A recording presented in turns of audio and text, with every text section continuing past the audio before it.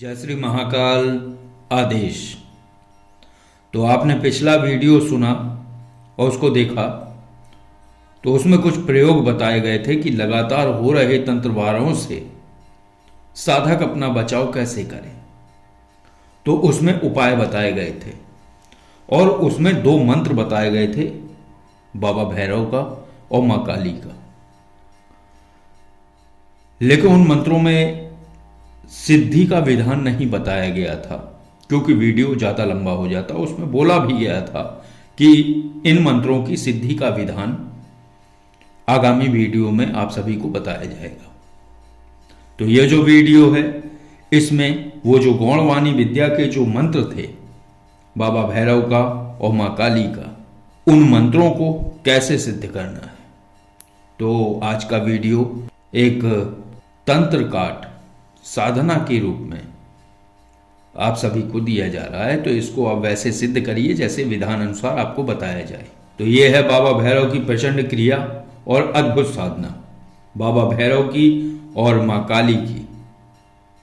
तो इस साधना को पूर्ण करके साधक किसी भी प्रकार की तीक्ष्ण और मारक तंत्र प्रयोगों को काट सकता है और लौटा सकता है और कीलित कर सकता है, चाहे मसानी प्रयोग हो, गलंत हो, मुठकरणी हो या किसी भी प्रकार का मारण, मोहन, उच्चाटन, वशीकरण या विद्वेषण जैसी कोई भी क्रिया हो।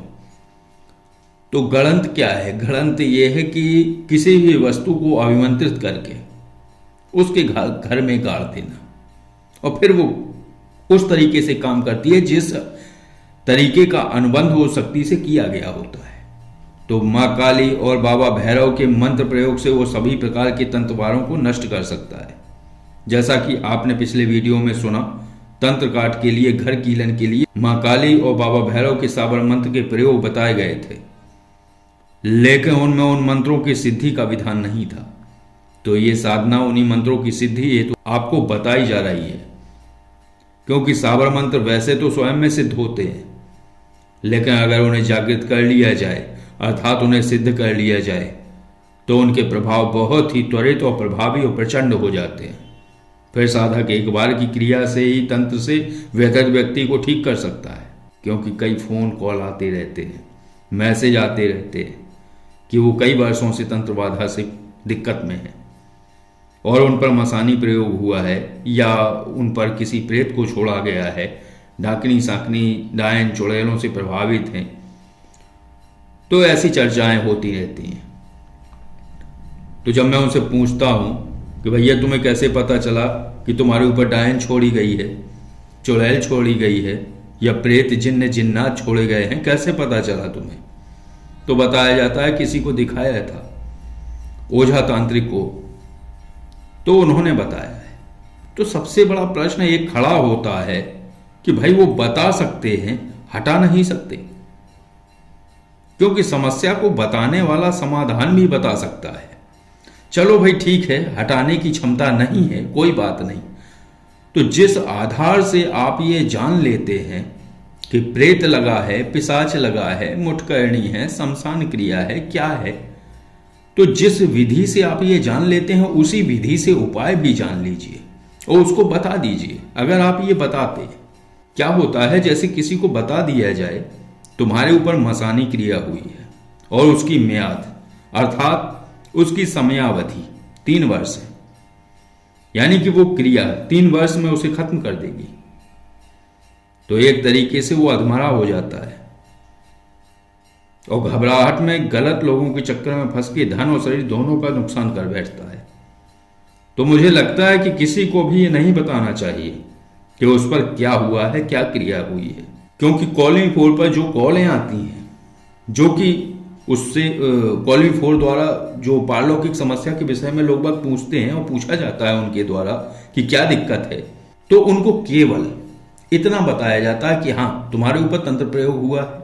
अगर हुआ होता है तो, अगर कोई नकारात्मक ऊर्जा है तो बस ये बता दिया जाता है कि नकारात्मक ऊर्जा है। अगर उसके ऊपर नहीं है तो सीधा बता दिया जाता है तुम्हारे ऊपर कोई दिक्कत नहीं है, तुम्हें केवल और जो आंतरिक समस्या है या रोग है या कोई और समस्या है, भूत प्रेत वाली तुम्हारे ऊपर कोई समस्या नहीं है। तो मैंने कभी नहीं कहा कि जिन्न है, जिन्नात है, डायन है, मसान है, बस इतना पर्याप्त है कि उसे बता दिया जाए कि नकारात्मक ऊर्जाओं का प्रभाव है तुम्हारे ऊपर, और ये उपाय कर लो, ठीक हो जाओगे। लेकिन अगर ऊर्जा बार बार लौट कर आ रही है, उसको उपाय बता दिया है और फिर भी वो दिक्कत 15-20 दिन में फिर होना शुरू हो जाती है, तो फिर उसको बता दिया जाता है कि हरिहर कवच ले लो या योगेश्वर ब्रह्म कवच ले लो, जिससे ऊर्जा फिर तुमसे कभी नहीं जुड़ पाएगी। अब होता क्या है कि उपाय बताने पर क्या होता है कि अगर छोटी मोटी समस्या है तो वो तो हट जाती है, लेकिन जो स्थान रिक्त हुआ है उसके जाने से, उस ऊर्जा के जाने से, तो उसका ओरा कमजोर है, तो अन्य ऊर्जा उस जगह उस रिक्त स्थान को भर देती है, वो आकर्षित हो जाती है। प्रतिवादी नहीं है कोई, प्रतिरोधी है ही नहीं, प्रतिरोध करने वाला कोई है ही नहीं, उस जगह कोई ओरा नहीं है, तो इसलिए अन्य ऊर्जाएं उस जगह प्रवेश कर जाती हैं और फिर वो परेशान हो जाता है। दूसरी बात, अगर कोई प्रचंड ऊर्जा है या प्रयोग द्वारा उसके ऊपर ऊर्जा छोड़ी गई है, तो छोटे मोटे उपाय से वो ऊर्जा हटती नहीं है, बस धक्का देके उसको खदेड़ दिया जाता है, भाग जाती है, लेकिन हफ्ते 2 हफ्ते में वो दोबारा आ जाती है। तो इसके लिए योगेश्वर ब्रह्म कवच या हरिहर कवच ही उपाय है, या फिर वो मेरे पास आके तंत्र काट कराए। तो अब किसी को कहीं नहीं आना है, ये उपाय दिया गया है, पिछला वीडियो देख लीजिए, उसमें कैसे करना है ये बताया गया है, उन मंत्रों को सिद्ध कैसे करना है इस वीडियो में बताया जा रहा है।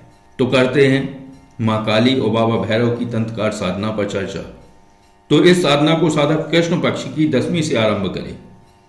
10वीं की रात्रि 8 बजे से साधक जाप आरंभ करें। एक पटरे पर मां काली की फोटो और बाबा भैरव की फोटो स्थापित करें, लेकिन उसके पहले पटरे पर काला कपड़ा बिछा दें, फिर उनका विधिवत पूजन करें। प्रसाद में दूध की मिठाई, पिंड खजूर जो काले रंग के हों अर्पित करें।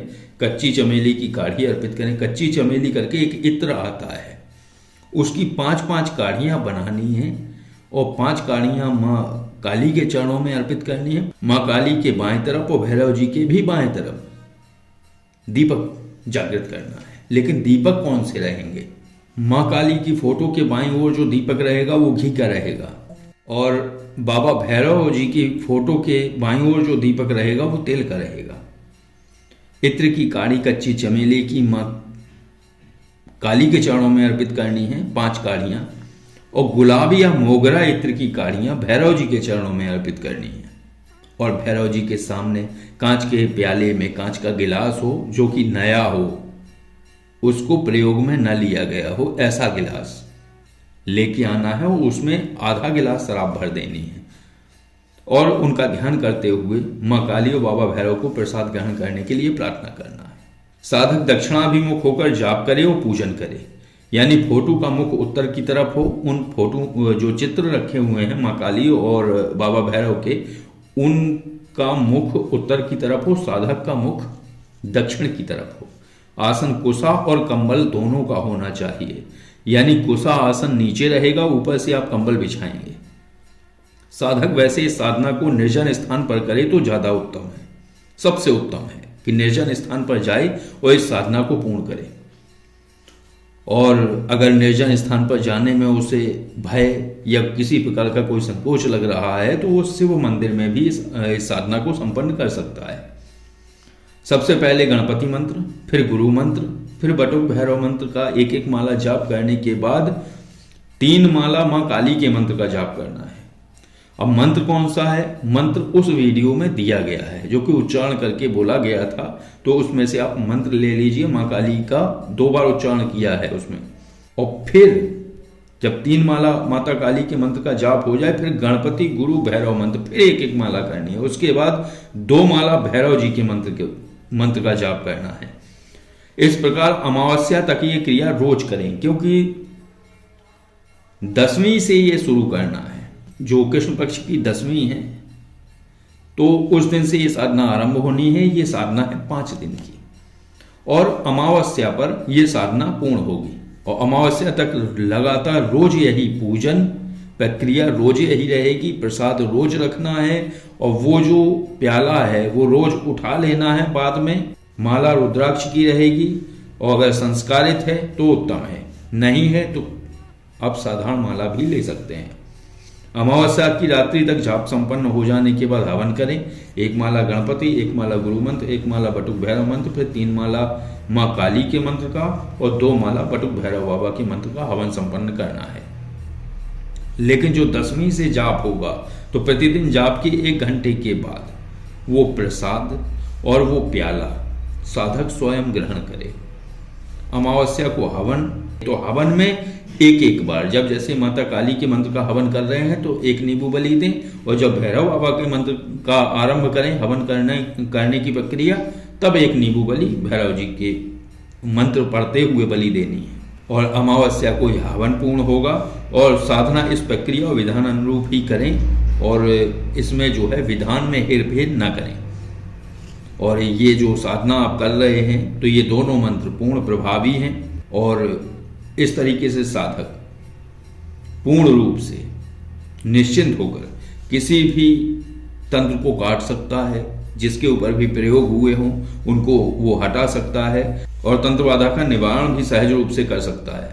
बाबा काल भैरव और माँ काली की कृपा से साधक किसी का भी तंत्र हो या तंत्र बाधा हो या भूत प्रेत पिशाच की समस्या हो, निश्चित रूप से साधक इन सभी समस्याओं का निवारण कर सकता है। और जो मंत्र है, जो कि मैंने बोला हुआ है कि पिछले वीडियो में दिए गए हैं दोनों मंत्र, माँ काली का भी और बाबा भैरव का भी, तो इस क्रिया के बाद तंत्र बाधा निवारण प्रक्रिया या साधना पूर्ण करने के बाद साधक निश्चित रूप से इन क्रियाओं में पारंगत हो जाएगा, क्योंकि ये साधना और मंत्र अकाट्य और तत्काल प्रभावी है।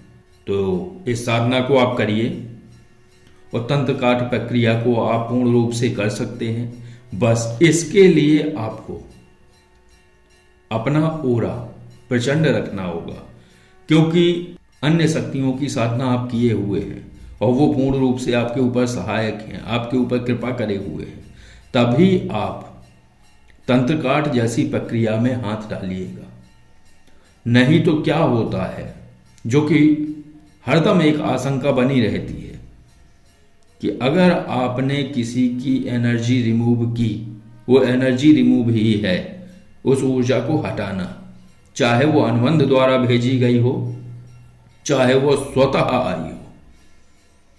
तो जब आप उसे हटाते हैं तो क्या होता है कि प्रकृति में ऊर्जाएं घूम रही हैं, उनकी नजर में आप आ जाते हो। और कभी कभी क्या होता है, एक आपने कहावत सुनी होगी, हमारे यहाँ की बुंदेलखंड की एक गीत है कि वृक्ष को चढ़ैया कबहू वृक्षहू से चूक जाता, और पानी को तैरैया कबहू चूकत तैराने से।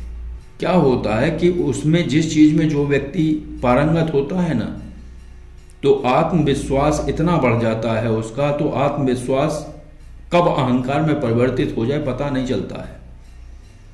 और जैसे ही कोई चूक होती है तो इसका जो खामियाजा होता है वो बड़ा भयंकर होता है, क्योंकि इसमें व्यक्ति क्या कुछ खो दे कोई गारंटी नहीं होती है, क्योंकि वो चीजें आपके सन्मुख विपक्षी के रूप में खड़ी होती हैं जिन्हें आप देख ही नहीं सकते हो, और वो आपको देख सकती हैं। तो पहले आप अन्य साधनाओं में पारंगत हैं लेकिन आप तंत्र काट नहीं कर पाते हैं, तो उन लोगों के लिए ये साधना बिल्कुल सटीक है, क्योंकि वो अन्य सभी चीज़ें समझ लेते हैं, फ्रीक्वेंसी आती है, सब कुछ वो समझ लेते हैं, कैसे क्या हो रहा है, कहाँ से ये ऊर्जा आई है, इसको कैसे हटाएं। और जब हटाई या उसे बंधन में कर लिया तो शक्ति द्वारा पूछ लिया कि वो बंधन में हो गई, तो इस तरीके से उनके लिए ये सही है ये प्रक्रिया। लेकिन उन साधकों के लिए कतई सही नहीं है जो नए नए हैं, इसमें चूकने की पूरी संभावना है। और इसमें नहीं है क्या है कि आप कुख्यात हो जाते हो ऊर्जाओं के संसार में, और जब आप कुख्यात हो जाते हो तो वो आप पर नजर रखती हैं, तो आपको अपना ओरा और अपना घर बंधन सब कुछ करके तैयारी करके ही तंत्रकाट प्रक्रिया करनी होती है। पहले अपने घर पे बंधन लगाओ, फिर अपने ऊपर कवच बंधन लगाओ, फिर रिमूवेशन प्रक्रिया करो, फिर तंत्र काट करो। ये आप कालेश्वरी की साधना नहीं किए हुए हो, क्योंकि माता कालेश्वरी की अगर आप साधना किए हुए होते तो क्या होता है कि जब आप इस प्रक्रिया में जैसे ही जाते हो, ऑटोमोड पे वो माता कालेश्वरी कवच लगा देती हैं, जिससे आप ऊर्जाओं के लिए आदर्श हो जाते हो। तो जब ऊर्जाओं को पता ही नहीं है कि किसने रिमूव किया है, तो आप कतई कुख्यात नहीं होंगे उनके संसार में। तो बस आज की चर्चा और जानकारी इतनी ही थी। आपको ये वीडियो, ये साधना और ये चर्चा कैसी लगी? अगर ये अच्छी लगी हो तो वीडियो को लाइक करिए। अगर आप किसी पारलौकिक विषय में जानना चाहते हैं तो आप कॉल-मी-4 ऐप के द्वारा कॉल करके जानकारी ले सकते हैं। और अगर आप किसी साधारण विषय पर कोई चर्चा करना चाहते हैं, कुछ पूछना चाहते हैं, तो ये जो नंबर स्क्रीन पर है इस पर आप कॉल और व्हाट्सएप द्वारा जानकारी ले सकते हैं। आदेश। जय श्री महाकाल।